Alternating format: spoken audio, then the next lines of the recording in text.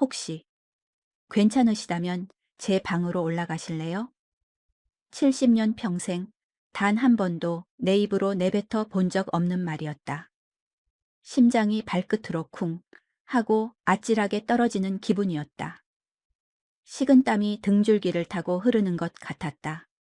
하지만 나는 흔들리는 시선을 애써 붙잡아 그의 눈을 피하지 않고 똑바로 바라보며 물었다. 내 목소리가 미세하게 떨리고 있다는 것을 그가 눈치챘을까? 모든 일은 3개월 전 차갑고도 상쾌한 바닷바람이 불던 강릉에서 시작되었다. 내 나이 70. 남편과 이혼한 지 10년. 자식들은 모두 제 가정을 꾸려 떠나보내고 오롯이 혼자가 된 지 오래였다. 은퇴 후 3년, 무료한 일상에 지쳐 무작정 떠나온 여행이었다. 친구들과 함께 오기로 했던 여행이었지만 각자의 사정으로 결국 나 혼자만 남게 되었다. 저녁 식사를 혼자 하는 건 생각보다 더 쓸쓸했다. 낯선 여행지에서 맞닥뜨린 고독은 평소보다 몇 배는 더 시리게 다가왔다. 그때 무심코 들여다본 스마트폰 화면에서 낯선 앱 하나를 발견했다. 언젠가 친구들과의 술자리에서 왁자지껄 웃으며 설치했던 이름만 들어보았던 소개팅 앱이었다. 그날 친구들은 언니도 이제 연애 좀 해 라며 억지로 내 폰을 빼앗아 앱을 깔고 프로필까지 만들어 주었다.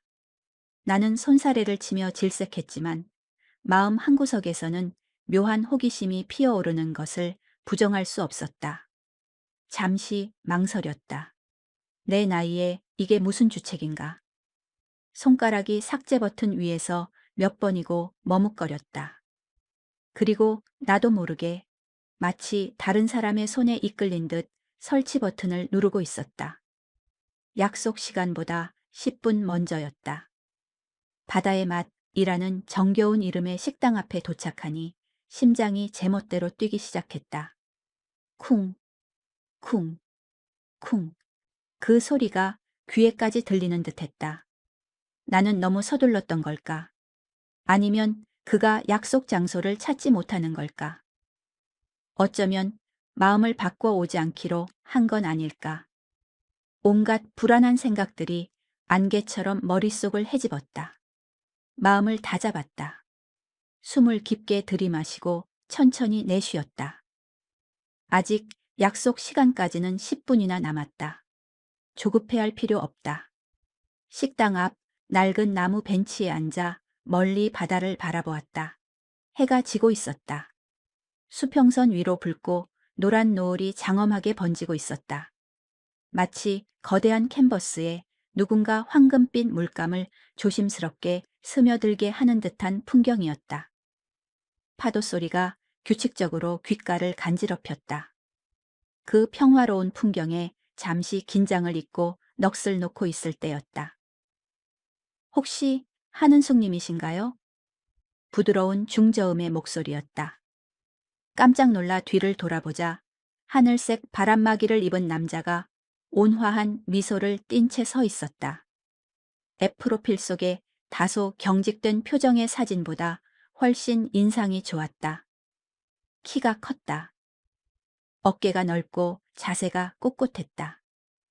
단정한 외모에 세월의 흔적이 멋스럽게 내려앉아 있었다.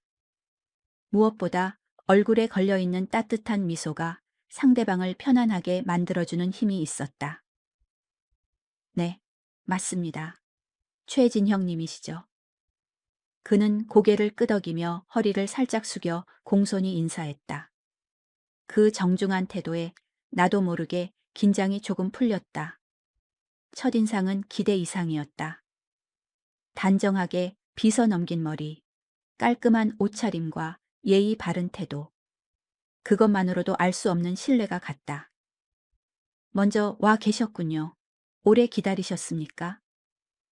아닙니다. 저도 방금 도착했어요. 노을이 참 아름답네요. 어색함을 깨기 위해 애써 날씨 이야기를 꺼냈다. 그는 내 시선을 따라 바다를 바라보며 고개를 끄덕였다. 식당 안으로 들어섰다. 나무 향이 은은하게 나는 아늑한 공간이었다. 우리는 창가 자리에 앉았다. 넓은 창 너머로 어느새 짙은 남색으로 변한 바다가 보였다. 우리는 메뉴판을 볼 것도 없이 된장 정식 2인분을 주문했다. 주문을 마치자 다시 짧은 침묵이 흘렀다. 하지만 그가 곧 자연스럽게 대화를 시작했다. 혼자 여행 중이라고 들었습니다. 강릉은 처음이신가요? 네. 사실 친구들과 넷이서 오기로 했는데 다들 갑자기 사정이 생겨서요. 손주가 아프고 딸이 입원하고 그래서 혼자 오게 됐습니다. 저도 비슷합니다. 대학 동창 모임이었는데 다들 급한 일로 어제 인천으로 돌아갔습니다. 저만 혼자 남았죠. 우리는 서로의 처지가 너무나 비슷한 것에 놀라 서로를 보며 소리 내어 웃었다. 어색했던 공기가 그 웃음소리에 한결 부드러워졌다. 신기한 우연이었다. 대화는 자연스럽게 직업 이야기로 이어졌다. 프로필을 보니 병원에서 간호사로 오래 일하셨군요. 정말 존경스럽습니다. 평생을 남을 위해 헌신하신 거네요. 별 말씀을요. 최 선생님은 어떤 일을 하시는지요? 저는 학생들을 가르칩니다. 젊은이들과 지식을 나누는 일이 즐겁더군요. 그의 말 한마디 한마디에서 자신의 일에 대한 자부심과 학문에 대한 깊은 열정이 느껴졌다. 곧 음식이 나왔다. 먹음직스러운 된장찌개와 함께 정갈한 반찬들, 그리고 오늘의 주인공인 게장이 상에 올랐다. 그는 익숙한 손놀림으로 게를 손질하기 시작했다. 제가 해보겠습니다. 이렇게 껍데기 끝을 잡고 누르면 살이 아주 깔끔하게 발라집니다. 그는 내 앞접시에 먹기 좋게 손질된 게살을 올려주었다. 아, 그의 세심하고 다정한 배려에 꽁꽁 얼어붙어 있던 마음 한구석이 스르르 녹아내리는 것 같았다. 오랜만이었다. 누군가 나를 위해 이렇게 당연하다는 듯 무언가를 해준다는 것. 정말 맛있네요. 혼자였다면 맛보지 못했을 텐데요. 감사해요. 그러게요.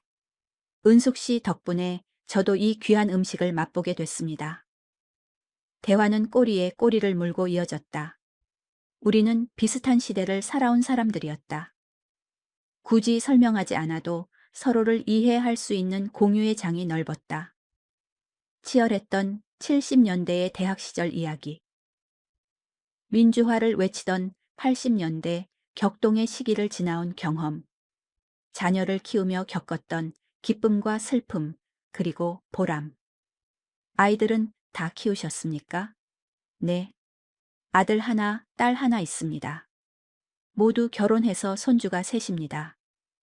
이제는 다들 제 품을 떠났죠. 저도 딸이 둘입니다. 큰딸은 미국에, 작은딸은 대구에 살고 있어요. 보고 싶어도 자주 보기가 힘드네요. 또 다른 공통점이었다. 자녀들이 모두 떠나간 빈 둥지. 그 쓸쓸함과 허전함을 우리 둘 다 너무나 잘 알고 있었다. 식사를 하던 중 그가 문득 낮은 목소리로 물었다. 혹시 화려한 밥상보다 행복한 식탁이라는 책을 아십니까? 최근에 아주 감명 깊게 읽었습니다. 심장이 멎는 듯했다. 숨을 쉬는 것조차 잊었다. 그 책은 내가 가장 아끼는 책, 내 머리맡에 항상 놓여있는 책이었다. 믿을 수가 없네요. 그 책은 제 인생의 책입니다. 작년에만 3번을 넘게 읽었어요. 그 순간 우리의 눈이 정면으로 마주쳤다. 그의 눈이 놀라움으로 커졌다. 서로를 향한 미소가 얼굴 가득 번졌다. 이렇게 많은 공통점을 가진 사람이라니. 마치 수십 년 전에 헤어졌던 오랜 친구를 다시 만난 기분이었다. 식사를 마치고 계산을 하려는데 그가 먼저 자리에서 일어나 지갑을 꺼냈다. 오늘은 제가 대접하겠습니다. 이렇게 좋은 시간을 선물해 주셔서 정말 감사합니다. 그의 진심이 느껴져 더는 사양하지 않고 고개를 끄덕였다. 식당을 나섰다. 우리는 약속이라도 한 듯 바닷가 산책로를 향해 걸었다. 더 이상 어색함은 없었다. 오랜 친구처럼 편안했다. 그날 밤 나는 70년 인생에 처음으로 영혼이 통하는 듯한 따뜻한 교감을 느꼈다. 그것이 얼마나 놀랍고 감사한 일인지 그때의 나는 미처 다 알지 못했다. 식당을 나섰을 때 하늘은 이미 짙은 남색 벨벳처럼 변해 있었다. 구름 한 점 없는 밤하늘에는 보름달이 환하게 빛나고 있었다. 바닷바람은 낮의 열기를 식혀주듯 선선했다. 철썩, 철썩, 규칙적으로 들려오는 파도 소리가 마치 자장가처럼 귓가를 부드럽게 감쌌다. 바다가 정말 아름답군요. 최진혁 씨의 나직한 말에 고개를 끄덕였다. 강릉의 밤바다는 도시의 소음과 번잡함 속에서는 결코 느낄 수 없는 고요한 평화를 선물했다. 식당 앞에서 이대로 헤어지기엔 아쉬움이 너무나 컸다. 혹시 저 달빛 아래서 조금 더 걸으실래요? 이 밤이 너무 아까워서요. 내 갑작스러운 제안에 그가 환하게 웃었다. 그의 미소는 달빛처럼 부드러웠다. 우리는 해변 산책로를 따라 나란히 걸었다. 처음에는 어깨 하나만큼의 거리가 있었지만 대화가 깊어질수록 그 거리는 조금씩, 아주 조금씩 좁혀졌다. 오늘 정말 운이 좋았습니다. 은숙 씨를 만나게 되어서요. 그의 꾸밈 없고 솔직한 말에 잠잠하던 가슴이 다시 뛰기 시작했다. 오랜만에 느껴보는, 아니 잊고 있었다고 생각했던 설렘이었다. 저도 그렇게 생각해요. 혼자였다면 이 아름다운 밤바다는 그저 쓸쓸한 풍경이었을 테니까요. 우리는 더 깊은 이야기를 나눴다. 그는 아내와 사별한 지 7년, 나는 10년 전 이혼 후 혼자 지내온 세월, 삶의 길 위에서 마주쳤던 외로움의 무게를 우리는 너무나 잘 알고 있었다. 모래사장에 멈춰 서서 가만히 바다를 보았다. 달빛이 바다 위에 길고 반짝이는 은빛길을 내고 있었다. 참 신기하네요. 이 넓은 세상, 이 낯선 곳에서 이렇게 만나다니. 그가 나를 바라보았다. 그의 눈빛에 이전과는 다른 특별한 감정이 담겨 있었다. 심장이 다시 쿵 하고 내려앉았다. 우리는 모래사장에 나란히 앉아 이야기를 계속했다. 그의 손이 우연히 내 손등에 닿았다. 짜릿한 전이가 흐르는 것 같았다. 온몸의 신경이 손끝으로 쏠리는 기분이었다. 그는 잠시 머뭇거리더니 조심스럽게 내 손을 잡았다. 그의 손은 크고 따뜻했다. 나는 그 손을 뿌리치지 않았다. 이런 감정, 제 인생에 다시는 없을 줄 알았습니다. 그의 떨리는 목소리에 깊이 공감했다. 나이가 들며 감정의 불꽃은 모두 사그라들었다고. 이제는 그저 잔잔한 온기만 남았다고 믿었다. 하지만 차갑게 식어제가 된 줄 알았던 불씨가 그의 온기에 다시 타오르고 있었다. 밤이 깊어지자 바람이 차가워졌다. 내가 무심코 몸을 떨자 그가 자신의 재킷을 벗어 내 어깨에 덮어주었다. 그의 천이 남아있는 재킷의 따뜻함에 마음이 더 깊이 그에게로 기울었다. 이제 들어가야 할 시간 같네요. 숙소가 어디십니까? 저기 보이는 근처 펜션입니다. 혼자 가도 괜찮습니다. 안 됩니다. 늦은 시간입니다. 제가 모셔다 드리겠습니다. 펜션으로 향하는 짧은 길을 우리는 아주 천천히 걸었다. 하늘에서는 별이 쏟아질 듯 반짝였고 달빛 아래 우리의 그림자가 하나로 길게 겹쳐졌다. 펜션 입구에 도착했다. 헤어짐의 순간이었다. 오늘 정말 즐거웠습니다. 내일 혹시 시간 괜찮으시면. 네, 좋아요. 그렇게 해요. 우리는 마주보고 서 있었다. 더 이상 할 말이 떠오르지 않아 어색한 침묵이 흘렀다. 그의 눈빛이 깊고 진지하게 나를 향했다. 나는 그 시선을 피할 수 없었다. 주변의 모든 것이 멈춘 것 같았다. 혹시 제 방에서 커피 한 잔 더 하시겠어요? 내 입에서 나온 말에 나조차 놀랐다. 이성보다 마음이 먼저 움직였다.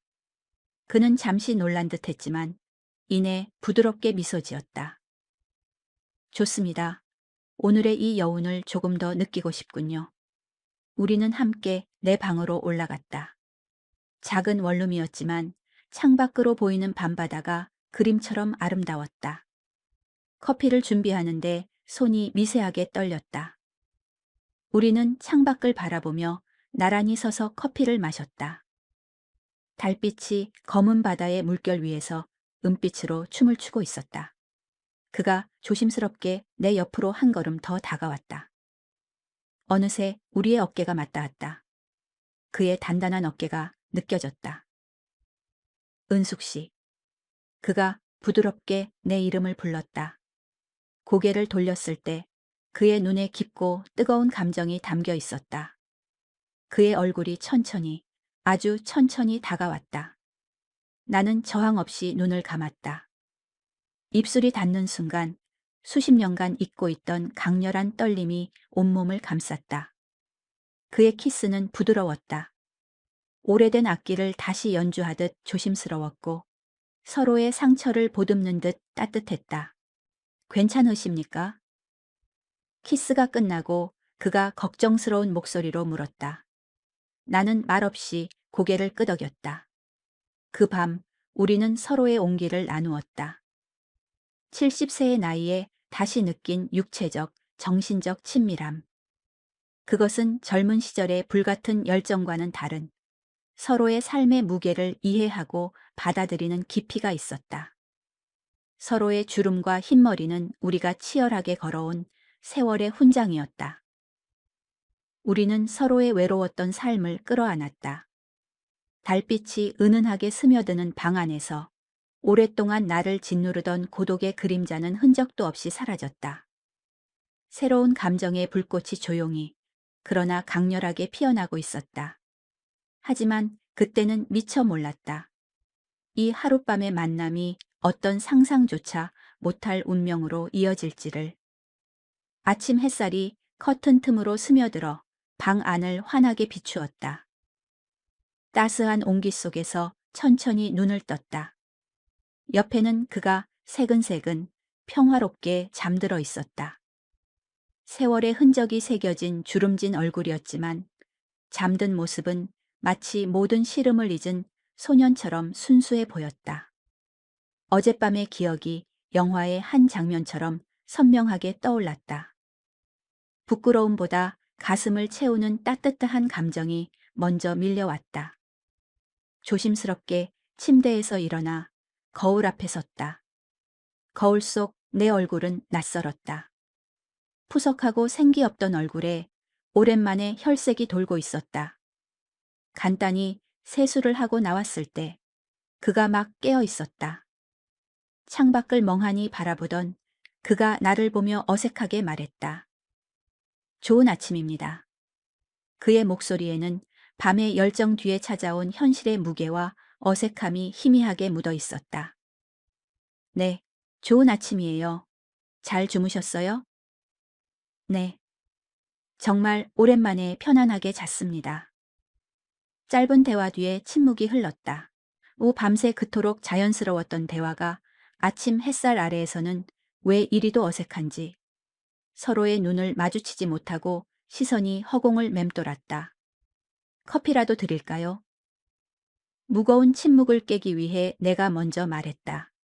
우리는 발코니에 나가 아침 바다를 보며 커피를 마셨다. 아침 바다는 밤과는 또 다른 활기찬 모습이었다. 햇살의 반짝이는 은빛 물결이 새로운 시작을 알리는 듯했다. 어젯밤은 정말 특별했습니다. 그가 뜸을 들이다 조심스럽게 말을 꺼냈다. 저도 그렇게 생각해요. 정말 오랜만에 느껴본 감정이었어요. 우리는 서로를 보며 옅게 미소 지었다. 하지만 그 미소 속에는 앞으로의 관계에 대한 불확실성과 복잡함이 섞여 있었다. 우리는 각자의 현실로 돌아가야 할 시간이었다. 오늘 오후에 인천으로 돌아가야 합니다. 내일 약속이 있어서요. 아, 그렇군요. 저도 오늘 오후 기차입니다. 다시 침묵이 흘렀다. 이별의 시간이 시시각각 다가오고 있었다. 이 마법 같은 밤이 현실의 세상에서 어떻게 이어질 수 있을지 우리 둘 다 확신이 없었다. 시간은 속절없이 빠르게 흘렀다. 그는 자신의 숙소로 돌아가 짐을 챙겨야 한다고 했다. 옷을 갈아입고 문 앞에 선 그는 무언가 말하려는 듯 몇 번이나 망설였다.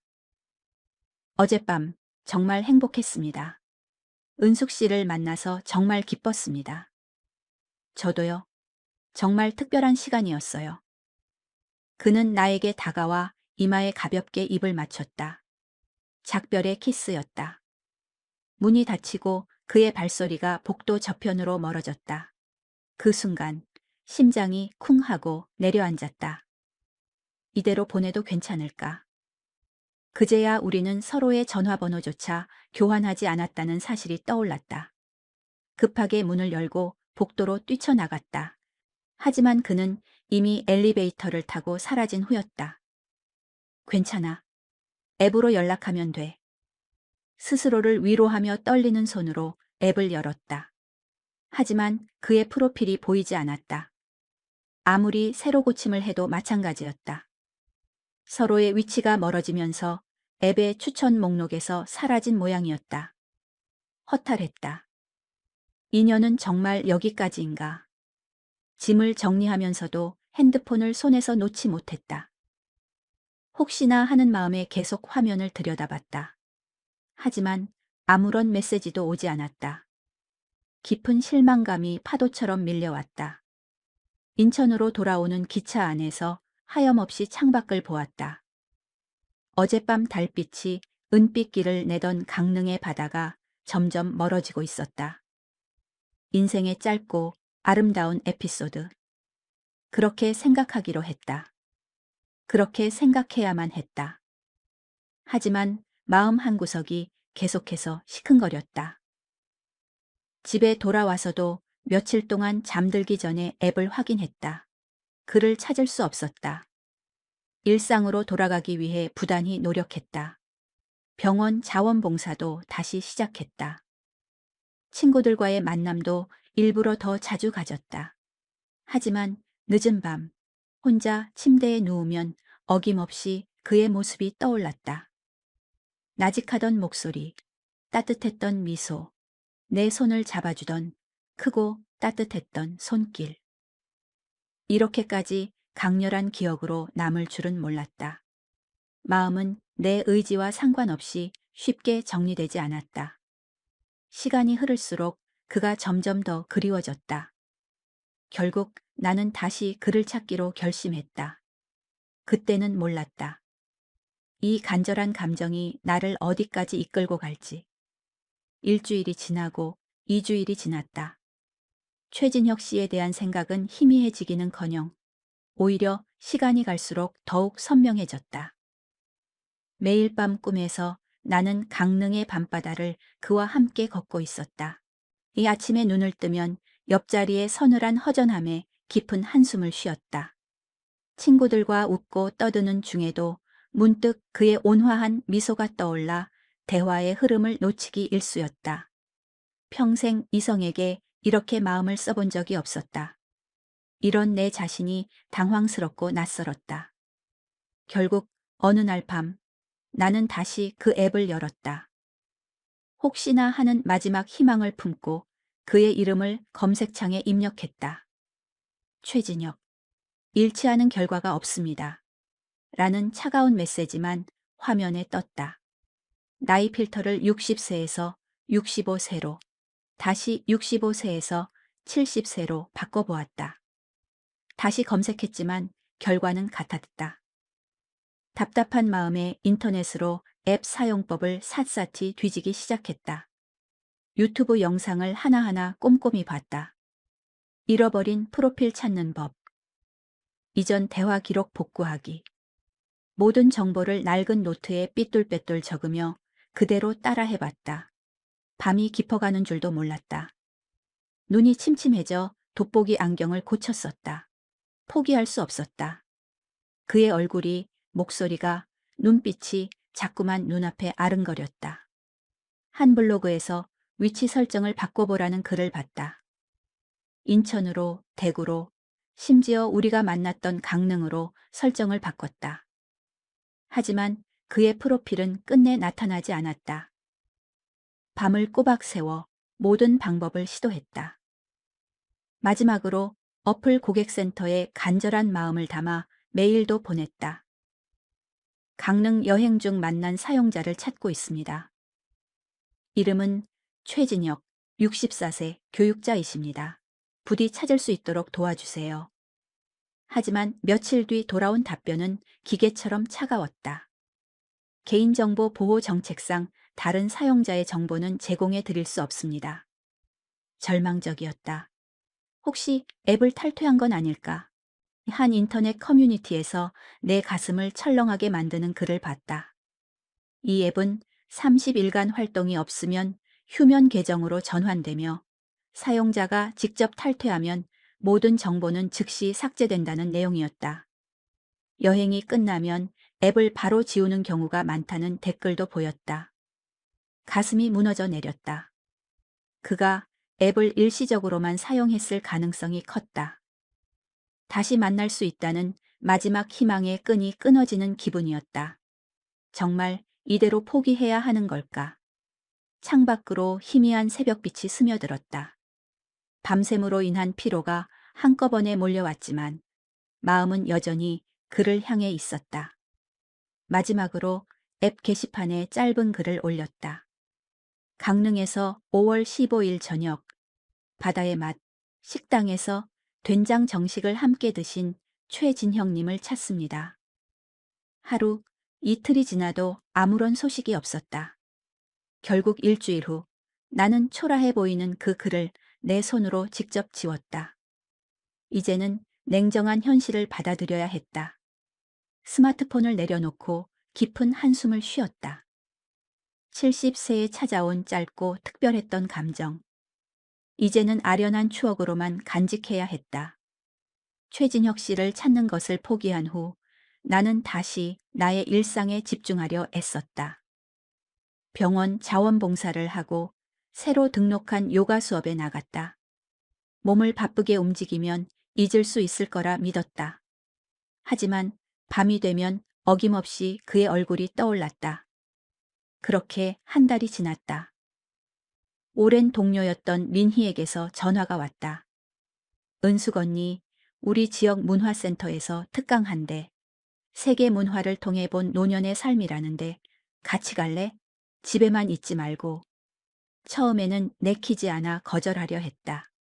하지만 혼자 집에만 있는 것보다야 나을 것 같았다. 나는 마지못해 민희의 제안을 받아들였다. 강연 당일 별다른 기대 없이 문화센터로 향했다.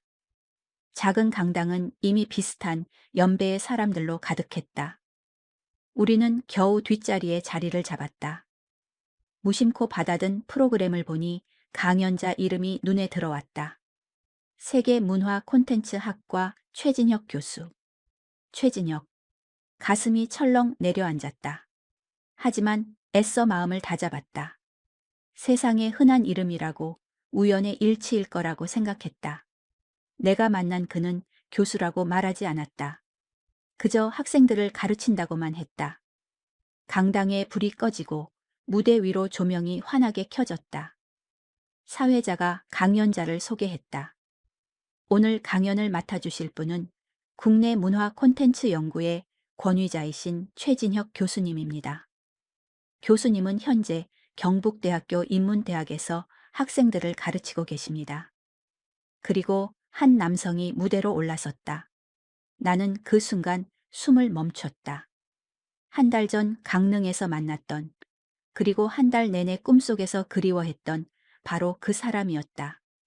깔끔한 정장 차림에 지적인 안경을 쓴 모습. 틀림없는 그였다. 심장이 갈비뼈를 부술 듯이 미친 듯이 뛰기 시작했다.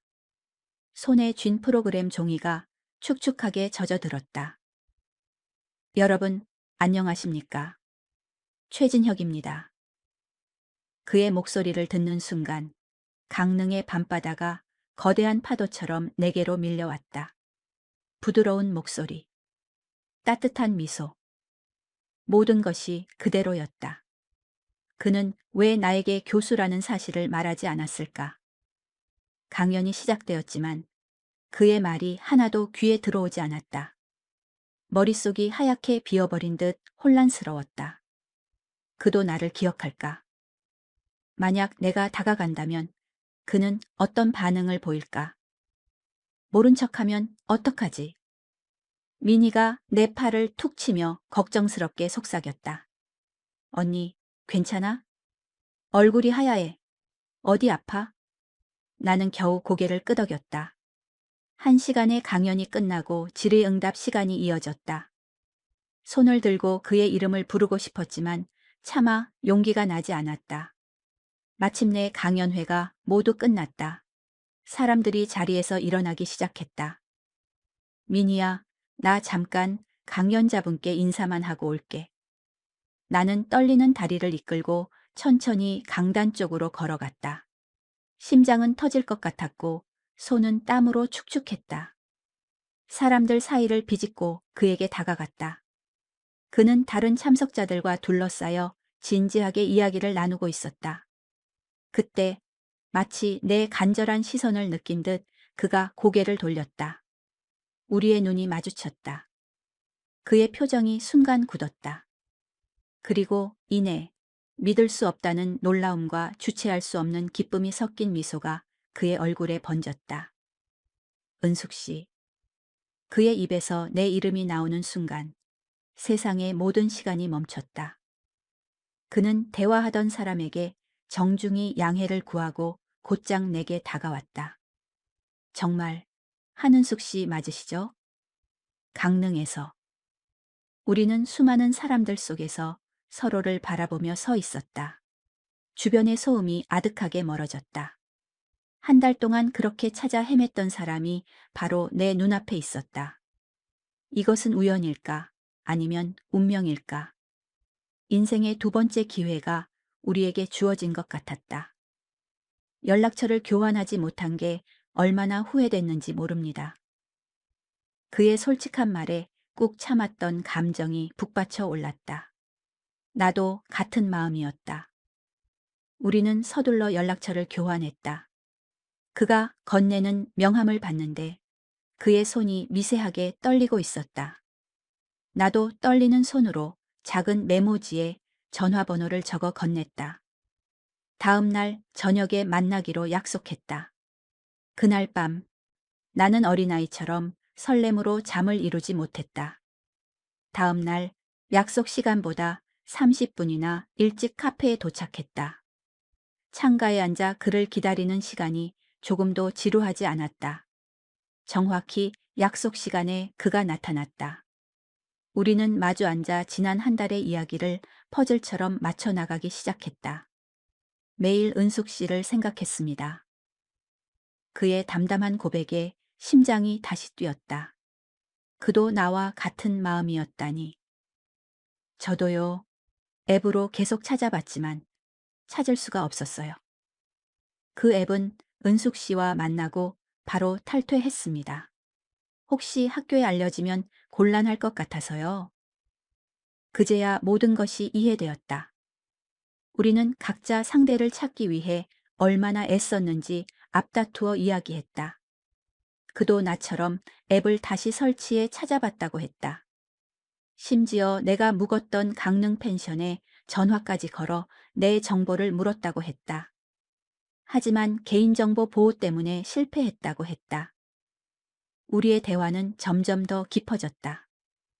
강릉에서의 감정이 일시적인 설렘이 아니었음을, 서로에게 진심이었음을 확인했다. 70세의 나이에 다시 시작하는 관계. 조심스럽고 부담스럽지만 그만큼 더 진중할 수 있었다. 앞으로 천천히, 아주 천천히 서로를 알아가면 어떨까요? 서두르지 말고요. 그의 신중한 제안에 나는 미소로 답했다. 젊은 시절의 불같은 사랑보다 서로의 시간을 존중하며 서서히 깊어지는 관계가 더 소중하게 느껴졌다. 그날 이후 우리는 규칙적으로 만났다. 처음에는 일주일에 한 번 박물관이나 미술관에 갔다. 그는 해박한 지식으로 작품 하나하나에 얽힌 흥미로운 이야기를 들려주었다. 나는 간호사로서 겪었던 삶과 죽음에 대한 깊은 생각을 나눴다. 만남은 점점 잦아졌다. 주말에는 함께 한강변을 산책했다. 가끔은 그의 대학 캠퍼스를 거닐기도 했다. 그가 강의하는 모습을 멀리서 몰래 지켜본 적도 있다. 학생들과 열정적으로 소통하는 그는 정말 멋있었다. 2달쯤 지났을 때 그는 나를 자신의 집으로 초대했다. 서재 벽면을 가득 채운 책장, 세계 각국에서 가져온 소박한 기념품들. 그의 공간을 보니 그라는 사람을 더 깊이 이해할 수 있었다. 나도 내 이야기를 더 많이 하게 되었다. 은퇴 후 느꼈던 깊은 고독과 상실감까지 솔직하게 털어놓았다. 3개월째 우리의 관계는 더욱 깊어졌다. 이제는 길을 걸을 때 손을 잡는 것이 자연스러워졌다. 헤어질 때 나누는 작별의 포옹도 점점 길어졌다. 강릉의 하룻밤은 그저 시작에 불과했다. 이제는 그보다 훨씬 더 깊고 단단한 교감이 우리 사이에 쌓이고 있었다. 은숙 씨, 진심으로 당신을 좋아합니다. 어느 아름다운 가을 저녁, 붉게 물든 앞산에서 대구의 야경을 바라보며 그가 고백했다. 그의 눈빛에는 한치의 흔들림 없는 확신이 담겨 있었다. 우리는 서로의 가족에게도 우리의 관계를 알렸다. 그의 딸은 처음에는 의아해했지만 나를 직접 만나본 후에는 아버지의 행복을 진심으로 응원해 주었다. 내 딸들도 그의 진중하고 따뜻한 모습을 보고 안심했다. 물론 모든 것이 순탄하지만은 않았다. 때로는 살아온 방식의 차이로 사소한 의견 충돌도 있었다.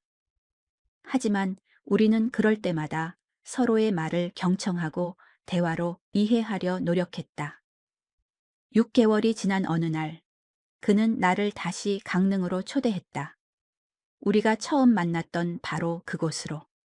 같은 펜션, 같은 식당, 같은 해변을 걸었다. 달빛 아래 해변에 앉아 그는 내 손을 6개월 전보다 훨씬 더 단단하게 꼭 잡았다. 같은 장소였지만 우리의 감정은 비교할 수 없을 만큼 깊고 단단해져 있었다. 처음의 짜릿한 설렘은 이제 서로에 대한 깊은 신뢰와 애정으로 변해 있었다. 인생의 황홍이에 찾아온 이 기적 같은 인연. 그것은 우리에게 새로운 삶의 활력이었다. 서로를 찾아 헤맸던 그 한 달간의 간절함이 지금의 우리를 만들었다. 남은 시간이 얼마인지는 아무도 모른다. 하지만 우리는 남은 하루하루를 소중히 여기며 함께 걸어가기로 약속했다. 그것이 70세에 찾아온 사랑의 진정한 의미였다. 최진혁 씨와의 관계가 시작된 지 1년이 지났다. 어느 눈부신 봄날, 우리는 한강변 벚나무 아래 벤치에 앉아 있었다. 바람이 불 때마다 분홍빛 꽃잎이 눈처럼 흩날렸다. 70세를 넘긴 나이에 느끼는 감정이라고는 믿기지 않을 만큼 내 마음은 풋풋한 설렘으로 가득했다. 은숙 씨, 우리 함께 살아볼까요? 그의 조용한 제안에 나는 잠시 말을 잃었다. 누군가와 다시 하나의 공간을 공유하는 것. 그것은 나에게 너무나 큰 변화였다. 하지만 그와 함께라면 그 어떤 변화도 두렵지 않았다. 우리는 오랜 대화 끝에 우리만의 방식을 찾았다. 서로의 독립적인 공간은 유지하되 주말에는 함께 지내기로 했다. 완전한 동거도 완전한 독립도 아닌 서로를 존중하는 우리만의 균형이었다. 가족들에게 우리의 결정을 알렸을 때 모두가 진심으로 지지해 주었다. 최진혁 씨의 아들은 아버지의 얼굴에서 행복을 보았다며 내게 감사하다고 했다. 내 딸들도 내가 다시 활력을 찾은 것을 누구보다 기뻐했다. 언니, 정말 대단해. 나는 상상도 못할 일이야. 친구 민희의 말에 나는 웃으며 답했다. 이제는 내 선택이 부끄럽지 않았다. 오히려 자랑스러웠다. 나이가 들어서도 얼마든지 새로운 시작을 할 수 있다는 것. 그리고 그 선택이 이토록 큰 행복을 가져다 준다는 것에 매일 감사했다. 우리는 서로의 취미를 존중하며 함께 새로운 것을 배웠다. 그는 나에게 세계의 문화와 역사를, 나는 그에게 소박한 가정 요리를 가르쳐 주었다. 때로는 함께 봉사활동에도 참여하며 나눔의 기쁨을 공유했다. 우리의 관계는 단순한 연인을 넘어 서로의 삶을 지탱하는 동반자가 되었다. 서로의 건강을 살뜰히 챙기고 힘들 때 가장 먼저 기댈 수 있는 의지가 되어 주었다. 그가 지독한 감기에 걸렸을 때 내가 밤새 간호해 주었고, 내가 허리가 아파 고생할 때는 그가 묵묵히 곁을 지키며 돌봐주었다. 서로가 있기에 더 건강하게 살아야 한다는 새로운 책임감이 생겼다. 은숙 씨가 있어서 내 인생의 마지막 장이 이렇게 아름다울 수 있다는 게 정말 기적 같습니다. 그의 진심 어린 고백에 가슴이 따뜻해졌다. 나도 같은 마음이었다. 인생의 끝자락에서 만난 이 사랑은 그 어느 때보다 소중하고 진실했다. 우리는 함께 더 넓은 세상으로 여행을 다니기 시작했다. 베트남 하롱베이의 장엄한 일출, 터키 카파도키아의 하늘을 수놓은 열기구, 그리스 산토리니의 눈부시게 푸른 바다. 모든 순간이 우리에게는 새롭고 소중한 추억이 되었다. 때로는 젊은 연인들 사이에서 우리의 모습이 유독 눈에 띄기도 했다. 하지만 우리는 개의치 않았다. 오히려 우리의 모습이 다른 노년층에게 작은 용기가 되기를 바랐다. 2년이 지난 어느 날, 그는 내게 작은 반지를 건넸다. 화려하진 않지만 우리의 세월처럼 은은한 빛을 내는 소박한 은반지였다. 법적인 부분은 아니더라도 마음으로 평생의 반려자가 되어주세요. 뜨거운 눈물이 차올라 말을 잇지 못했다. 70대에 들어선 나에게 찾아온 이 믿을 수 없는 행복. 정말 예상치 못한 인생의 선물이었다. 우리의 이야기가 알려지면서 비슷한 연령대의 분들이 종종 조언을 구하러 왔다. 어떻게 두려움을 극복했는지, 새로운 시작이 무섭지 않았는지 물어보는 분들이 많았다. 그럴 때마다 나는 웃으며 대답했다. 사랑과 인연에는 나이가 없다고. 가장 중요한 것은 자신의 마음을 솔직하게 들여다보고 새로운 가능성을 향해 문을 열 용기라고. 제 이야기가 지금 이 순간 외로움과 두려움 속에 있는 당신에게 작은 위로와 용기가 되었기를 바랍니다. 인생은 우리가 예상하지 못한 마지막 순간까지 놀라운 선물을 준비하고 있습니다. 두려워하지 마세요. 그 선물을 기쁘게 받아들일 준비를 하세요. 어쩌면 당신의 가장 행복한 인생 후반부가 바로 내일 당신을 기다리고 있을지도 모릅니다.